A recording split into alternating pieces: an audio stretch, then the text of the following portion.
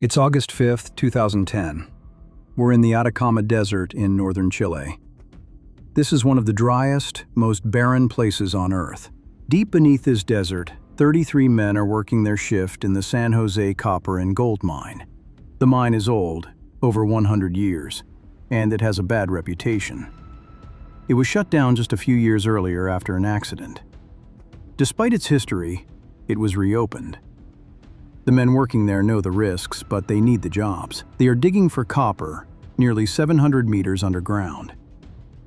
Around 2 p.m., the mountain shudders. It's not the familiar controlled vibration of a dynamite blast. It's a deep, terrifying rumble. Then, a deafening roar.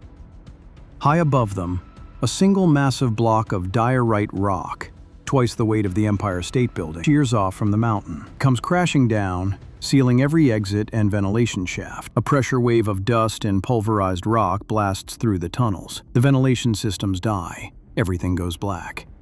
For several minutes, there is only shouting in the dark and the sound of falling rock. Then, silence.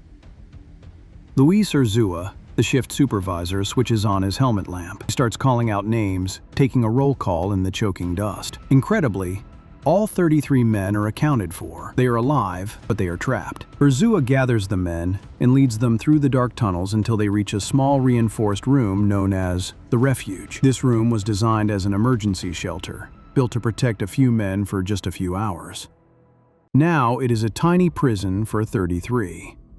The space is cramped. The air is immediately hot and thick, with crushing humidity. The temperature inside climbs above 90 degrees Fahrenheit. Urzua, understanding their situation, takes control. He inspects the emergency supplies. The inventory is grim. A few cans of tuna, some crackers, and expired milk. It's barely enough food for 2 days. He implements immediate strict rationing.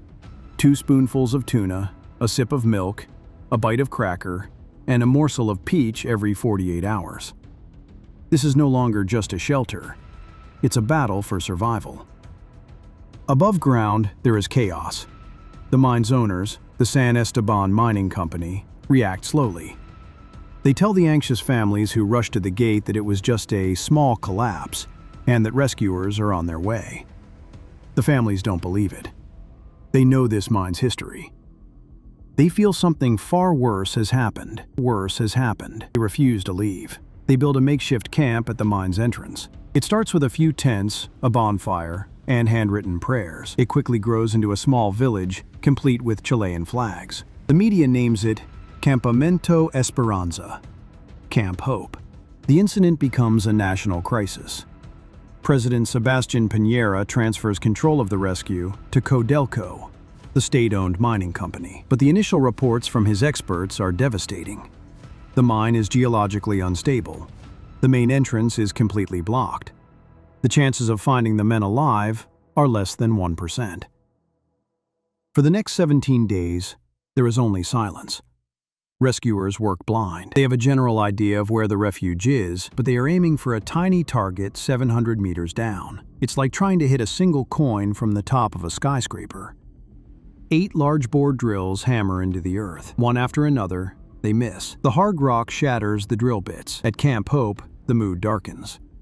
The delays and the silence are agonizing. People begin to hold prayers and memorials, convinced they are now waiting for 33 bodies.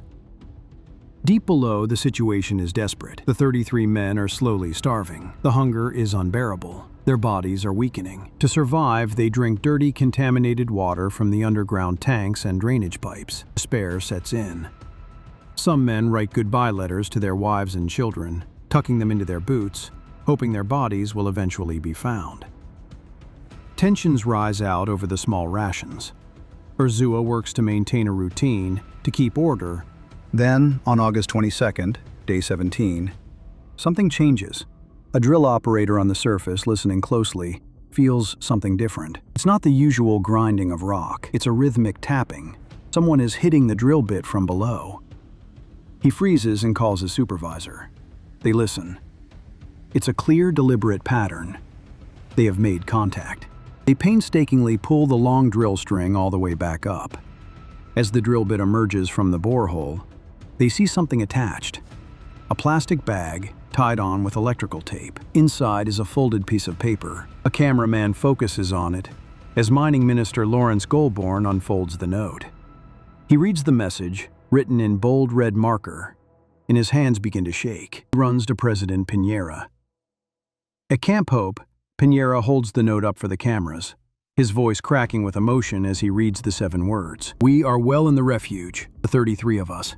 A wave of sound erupts from Camp Hope. The sound is deafening. The news flashes across Chile and then the world. But the celebration is quickly followed by a cold, hard reality. The drill hole is only 8 inches wide. The men are alive, but they are still trapped. The engineers are clear.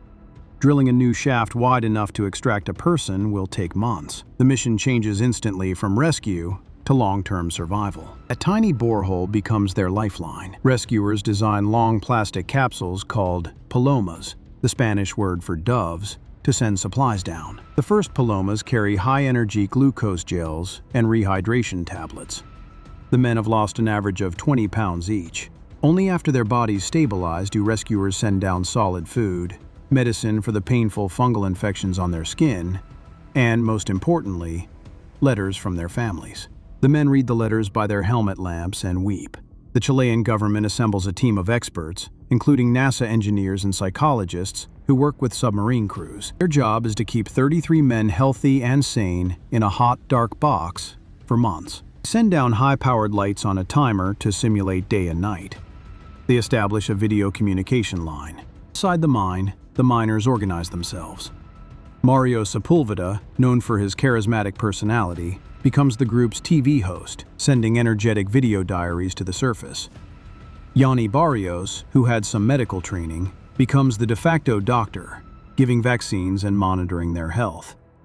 Luis Urzua remains the leader, mapping the tunnels and keeping order. But the reality is grim. The heat and humidity are constant. Some men's teeth begin to crack. They miss the sun. They miss their families, whose faces they can only see on a small grainy video screen. On the surface, the rescue operation is now a 24/7 global media event.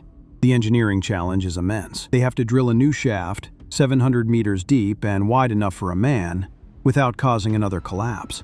Relying on one drill is too risky. So the engineers develop 3 separate drilling plans, all running at the same time. Plan A was the most reliable.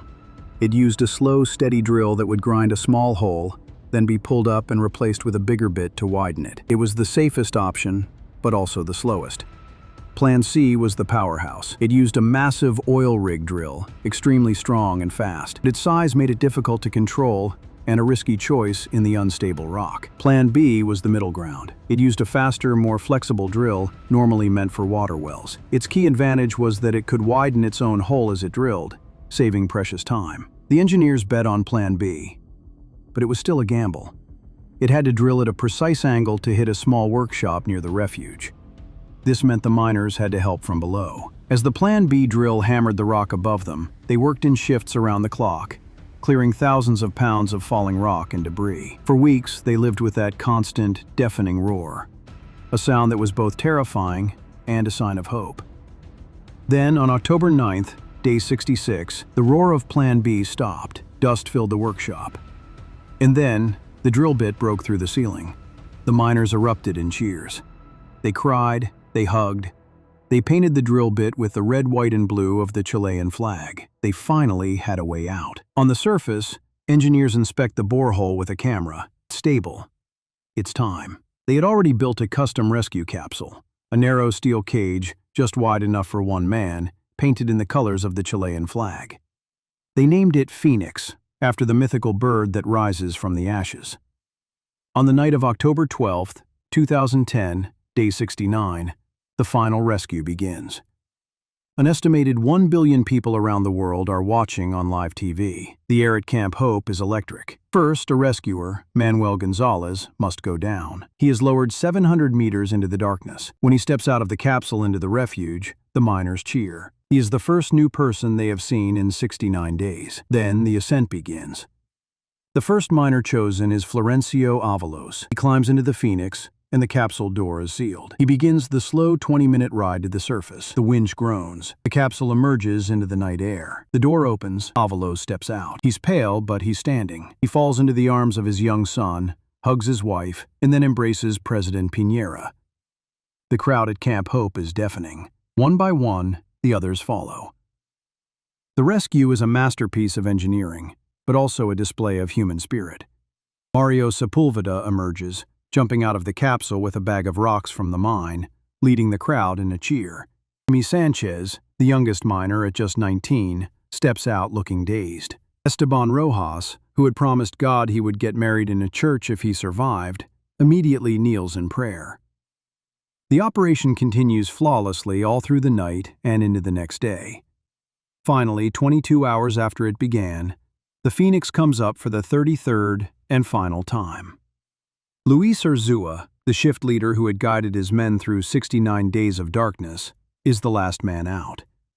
The men are flown to a nearby hospital. The next day, images show all 33 standing together, wearing dark sunglasses to protect their eyes after more than 2 months without sunlight. In the weeks that followed, they were celebrated as global heroes. They were invited to television shows, football stadiums, and destinations around the world. But the return to normal life was difficult. Many of the men struggled with post-traumatic stress disorder. They battled the psychological effects of their long confinement and the overwhelming sudden fame. They also faced legal and financial challenges. The San José mine never reopened. The men's fight for compensation from the mine's owners was a long and difficult process. Today, Los 33 have rebuilt their lives in different ways. Their story remains one of the most remarkable survival and rescue operations in modern history, a testament to organization, endurance, and the unyielding hope of the families waiting at Camp Hope.